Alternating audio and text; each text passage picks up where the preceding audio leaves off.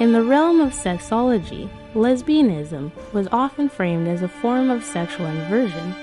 Much like their male counterparts, women who loved other women were classified as suffering from a mental illness.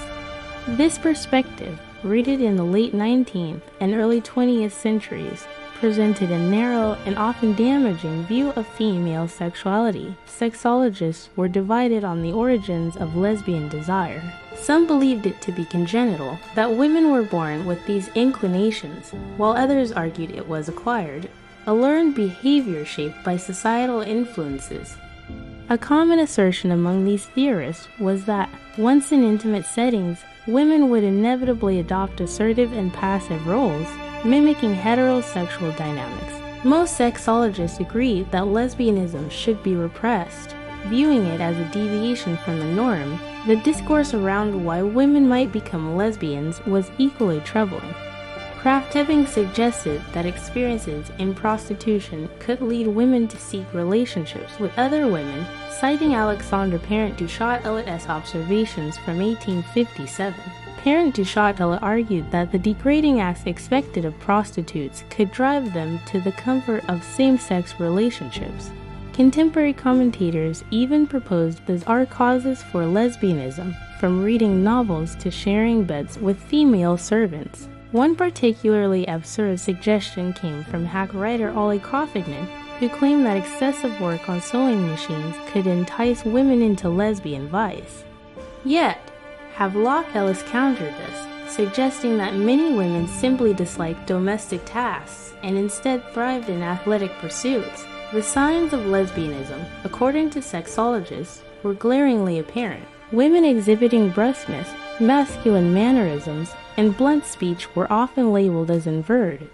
Edward Carpenter noted that the extreme type of the homogenic female was characterized by aggression, strong passions, and a practical approach to life.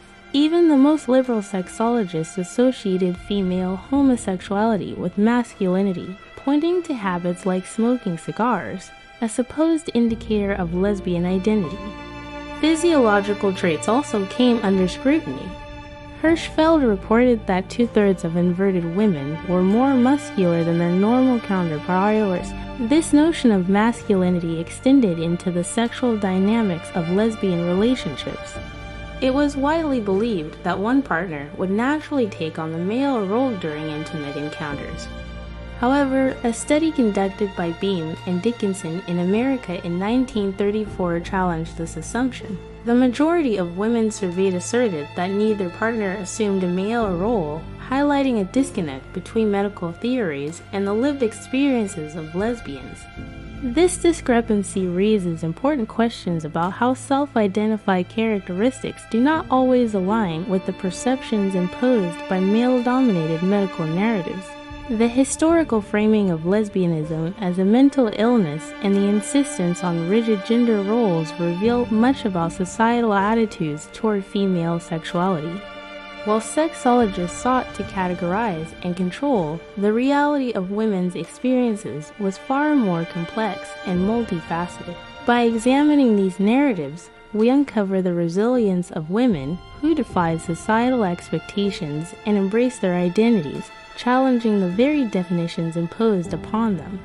The journey toward understanding and acceptance continues, echoing the struggles of the past.